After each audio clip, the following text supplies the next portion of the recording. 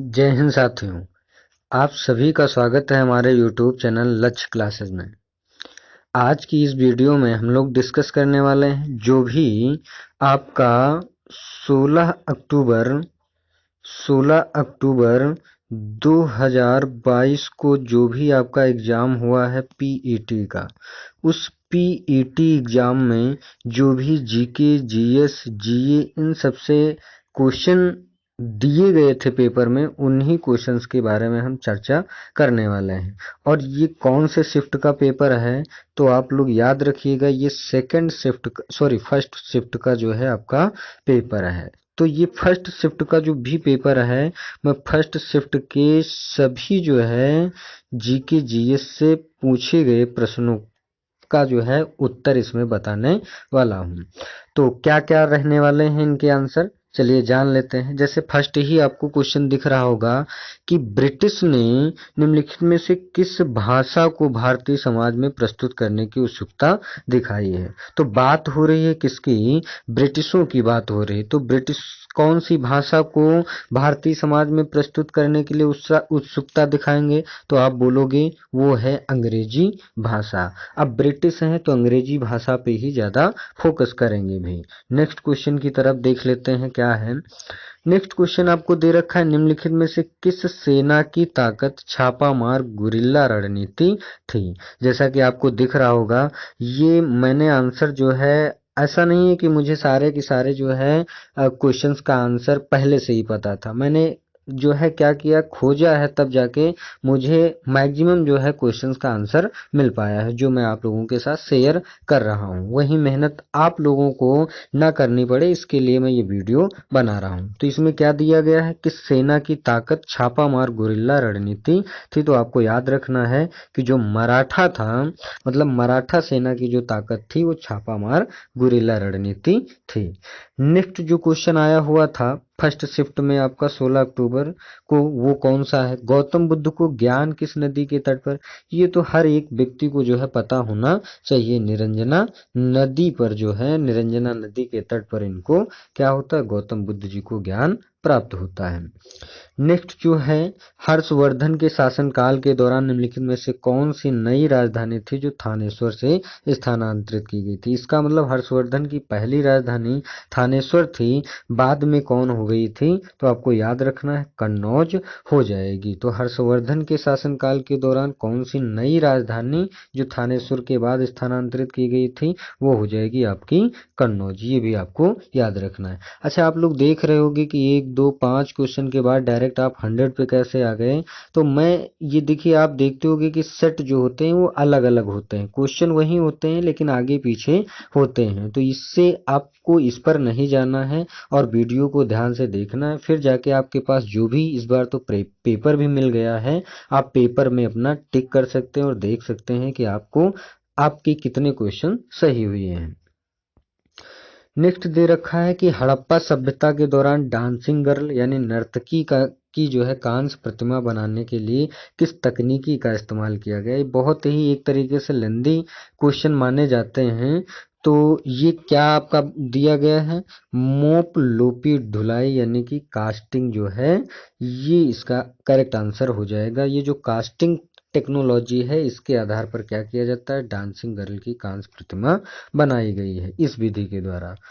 Next आपका दे रखा है, वायुमंडल में ग्रीन हाउस गैसें पृथ्वी के अधिकांश उत्सर्जित किसको अवशोषित करती हैं, जो निचले वायुमंडल को गर्म करती हैं। तो आपको याद रखना है वो आपका हो जाएगा अवरक्त करण। जो भी आपकी क्या होती हैं, अवरक्त विकिरण होती हैं, ये इसको अवशोषित करते हैं, जो भी ग्रीन हाउस गैसें होते हैं। नेक्स्ट जो आपका दिया है, निम्नलिखित में से किस व्यक्ति ने प्रसिद्ध पुस्तक the story of my experiment with truth. अच्छा, माई एक्सपेरिमेंट विद ट्रुथ आप लोगों ने पढ़ रखा हो, लेकिन ये पूरी जो बुक का नाम है वो the story of my experiment with truth यानी सत्य के साथ मेरे प्रयोग। ये किसकी पुस्तक हो जाएगी, महात्मा गांधी जी की पुस्तक हो जाएगी। नेक्स्ट आपको दे रखा है कि वॉलीबॉल निम्नलिखित में से किस देश का राष्ट्रीय खेल है। तो वॉलीबॉल आपका कहाँ का हो जाएगा, नेपाल का हो जाएगा। आपको एक ट्रिक मैं बता दे रहा हूँ, ये आपको याद रखना है। ये आप क्या याद रखेंगे कि एक चींटे ने गिल्ली बल्ला खेला, तो आप क्या बोलोगे?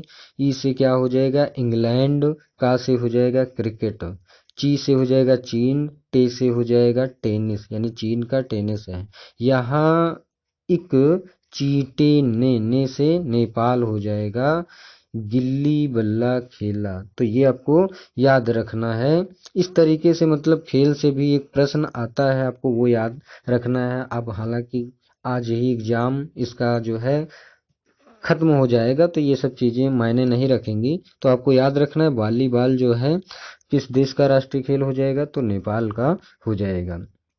नेक्स्ट, किस दिन को भारतीय वायुसेना दिवस के रूप में? तो ये हो जाएगा आपका 8 अक्टूबर। थल सेना दिवस आप जानते हो 15 जनवरी को मनाया जाता है। और जो नौसेना दिवस है वो आपका कब मनाया जाएगा? 4 दिसंबर को। ये भी आपको याद रख लेना है।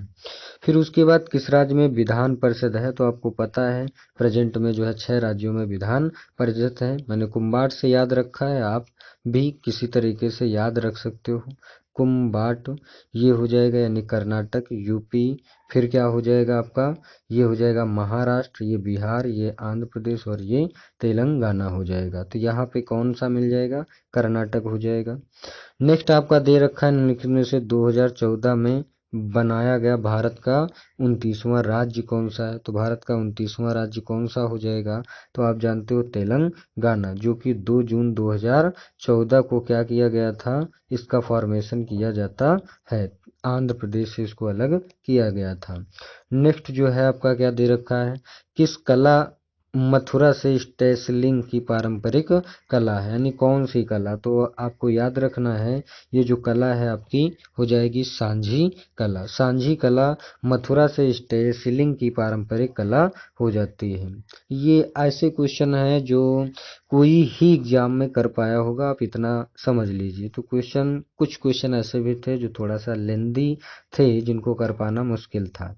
एक तरीके से जीएस के पेपर को आप ऐसे बोल सकते हो कि ये जो है क्या हो जाएगा? मॉडरेट टू टफ लेवल तक आप इसको बोल सकते हो, यानी कि जो है 40 तक क्वेश्चन 50 में से करना, मतलब इतना जो है आपका कर सकते थे, ऐसा कह सकते हैं आप।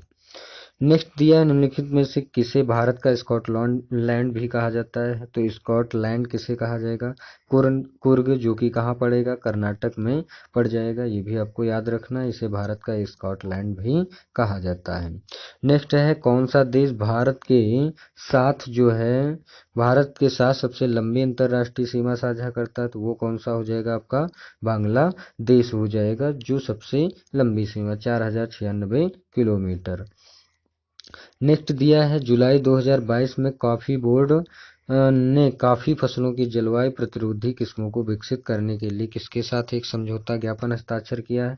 तो आपको याद रखना है ये हो जाएगा इसरो। इसरो के बारे में आप लोगों को मैं डिटेल से बताता रहता हूँ, लेकिन आज बस इतना ही जान लो, क्योंकि आपका पेपर हुआ है। आप बस इतना जान लें कि आप कितना अभी सही कर पा रहे हैं क्वेश्चंस को, कितना मतलब आपको क्वेश्चन की समझ कितनी है। नेक्स्ट आपको दिया गया है कर्मयोगी पोर्टल।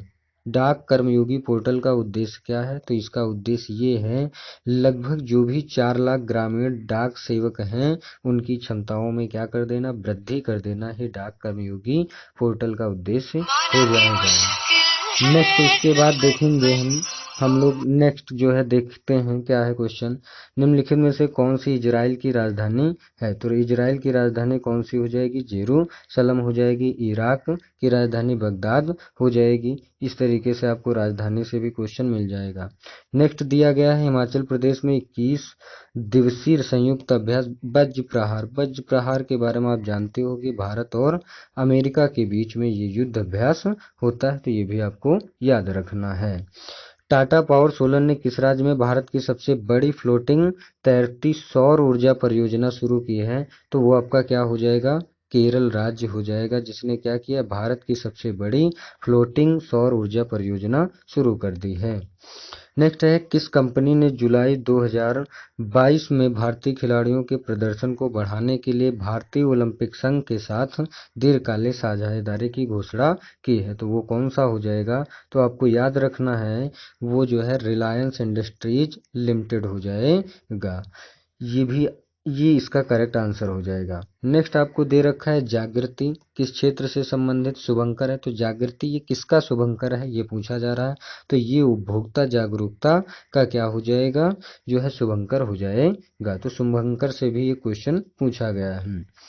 नेक्स्ट दिया गया आईएनएस यानी इंडियन नेवल शिप तरकस ने लाल सागर में कहाँ पर जो है नौसेना के जहाजों पर अल्माज और निमेर के साथ एक समुद्री साझा अभ्यास का आयोजन किया है, तो वो कौन सा हो जाएगा, सूडान हो जाएगा। ये इसका करेक्ट आंसर हो जाता है। नेक्स्ट आपको दे रखा है कि भारतीय पारंपरिक विज्ञान पर किस देश के सर्वदलीय संसदीय समूह को आयुर्वेद रत्न पुरस्कार जो है से सम्मानित किया गया है, तो ये कौन सा पुरस्कार है, आप देख रहे हो कि आयुर्वेद रत्न पुरस्कार है। आयुर्वेद रत्न पुरस्कार ये जो है किससे सम्मानित किया गया है, यूके को जो है सम्मानित किया गया है। किस देश को हो जाएगा, तो यूके को हो जाएगा। नेक्स्ट महाराष्ट्र में स्थित औरंगाबाद का नया नाम क्या कर दिया गया है, तो आपको याद रखना है संभाजी नगर जो है, जो भी महाराष्ट्र में औरंगाबाद है उसका नाम संभाजी नगर कर दिया गया है। नेक्स्ट आपका दे रखा है द अन्नामलाई रीड टेल नामक डैमजल जो है, ये फ्लाई की एक नई प्रजाति की खोज की गई किस राज्य में, तो अनामलाई आप समझ रहोगे कहाँ हो जाएगा, ये तमिलनाडु में ना होकर के कहाँ हो जाएगा, केरल में हो जाएगा। उसके बाद आपका हो जाएगा एक हार्स पावर लगभग कितने वाट के बराबर होता है, तो आप सभी को जानकारी होनी चाहिए 746 वाट इसका करेक्ट आंसर हो जाएगा एक हार्स पावर में। नेक्स्ट दिया गया है कि भारत की पंचायती राज व्यवस्था में कितने स्तर हैं, तो आपको पता होना चाहिए 3 स्तर, एक ग्राम स्तर पर, एक ब्लॉक स्तर पर और एक जिला स्तर पर हो जाएगा। फ्लोएम एक प्रकार का ऊतक है जो निम्नलिखित में से किसमें पाया जाता है, तो फ्लोएम एक जाइलम होता है जो जड़ों के द्वारा, फ्लोएम क्या होता है, पत्तियों के द्वारा, तो कीटों पौधों जानवरों के प्रजनन अंग या स्तनधारियों, तो ये क्या है, पौधे, पत्तियां जो है पौधे में होंगी, तो ये पौधा इसका करेक्ट आंसर हो जाएगा। पायरिया निम्नलिखित में से किसका रोग है, तो आप पायरिया जानते हो मसूड़ों से संबंधित एक रोग हो जाएगा। नेक्स्ट आपका दे रखा है भारतीय संविधान के अनुच्छेद 19 में कौन सा अधिकार शामिल है, तो आपको पता है 12 से 35 अनुच्छेद जो है वो मौलिक अधिकारों से संबंधित है, तो इसमें आर्टिकल नंबर 19 की बात कर रहा है जो कि वाक और अभिव्यक्ति की स्वतंत्रता का अधिकार हो जाएगा, यानी कि जो है हमें बोलने की स्वतंत्रता इत्यादि का अधिकार इसमें दे रखा है। नेक्स्ट आपका जो दिया गया डीपीएसपी यानी कि राज्य नीति के निदेशक सिद्धांत किस देश से लिए गए हैं या किस देश से प्रेरित हैं, तो इसका करेक्ट आंसर आपका हो जाएगा आयरलैंड हो जाएगा। आयरलैंड से जो है डीपीएसपी का प्रावधान लिया गया है अपने भारतीय संविधान में। कौन सी भारतीय संविधान की जो है मुख्य विशेषता नहीं है, तो दिया है सार्वभौमिक वयस्क मताधिकार, लिखित और विस्तृत संविधान है, एकल नागरिकता, हम लोगों को पता है विश्व का जो है सबसे लिखित विस्तृत संविधान माना जाता है, द्विस्तरीय सरकार नहीं है जैसा कि अभी बताया गया, तो ये कौन सी हो जाएगी, स्थानीय सरकार, एक राज्य सरकार और एक केंद्र सरकार, तो द्विस्तरीय सरकार ये गलत आंसर हो जाएगा, मतलब ये जो है इसका करेक्ट आंसर हो जाएगा। नेक्स्ट आपका दिया है संसदीय प्रणाली में कार्यपालिका किसके प्रति उत्तरदायी होते हैं, तो ये कार्यपालिका जो है विधानमंडल के प्रति उत्तरदायी हो जाएगी। उसके बाद देखते हैं किसे भारत में हरित क्रांति के जनक के रूप में, तो भारत की बात हो रही तो कौन हो जाएंगे, एमएस स्वामीनाथन जी हो जाएंगे। विश्व में आप लोग जान रहे होंगे नॉर्मल बोरलॉग जी हो जाएंगे। नेक्स्ट दिया गया है किसमें व्यक्तियों या व्यक्तियों के समूह के स्वामित्व वाले व्यवसाय शामिल किए गए हैं, तो आपको याद रखना है कौन से हो जाएंगे, निजी क्षेत्र के जो है व्यवसाय इसमें शामिल किए गए हैं। नेक्स्ट जो दिया गया है आया था क्वेश्चन स्थिरता के साथ विकास, स्थिरता के साथ विकास ये उद्देश्य जो था कौन सी पंचवर्षीय योजना में शुरू किया गया था, तो आपको याद रखना है जो चौथी पंचवर्षीय योजना है, चौथी पंचवर्षीय योजना में जो है स्थिरता के साथ विकास इस उद्देश्य के साथ ये चौथी पंचवर्षीय योजना शुरू की गई थी।